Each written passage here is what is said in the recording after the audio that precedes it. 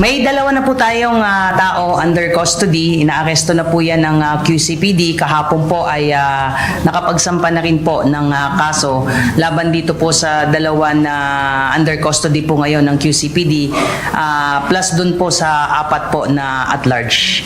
Tukoy na ng Philippine National Police ang mastermind sa pagmaslang sa opisyal ng House of Representatives na binaril at napatay noong June 15 sa Quezon City. Ayon kay PNP spokesperson Police Brigadier General Jean Fajardo, 6 ang suspect sa krimen. 2 rito ang hawak na ng mga otoridad, kabilang si alias Balong na nagsilbing middleman at alias Jason na siyang lookout. Nahuli ang 2 suspect sa Caloocan at Quezon City. 4 pa ang tinutugis ng mga otoridad, kabilang ang gunman at ang mastermind sa krimen. Lumalabas po ayon po sa testimonya po at extrajudicial confession po nitong si alias Balong ay hinar daw po sila di umano ng magkalibin na sinasabi na may personal na galit doon sa biktima po.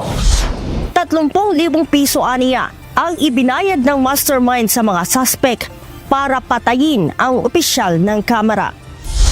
Natukoy ng pulisya ang mga suspect matapos na magsagawa ng backtracking ang QCPD sa mga closed-circuit television footage na dinaanan at pinuntahan ng mga ito. Nakita po doon sa CCTV cameras na ito pong gunman at yung isa pong pangalawang nahuli po ay doon po pumunta at nagtago po at nagpalit po ng damit doon po sa bahay po nitong si alias Balong. So na-recover po doon yung mga damit na ginamit po nitong ating gunman. Sinabi pa ni Brigadier General Fajardo, base sa investigasyon ng pulisya, walang kinalaman sa trabaho sa Kamara ang motibo sa krimen. Di umano na mastermind po na magpartner ay sasampahan di umano ng kaso nitong biktima for stapa and qualified theft po na dati po nila di umano na empleyado. Sa ibang business po ito na diagnostic po na business po nila.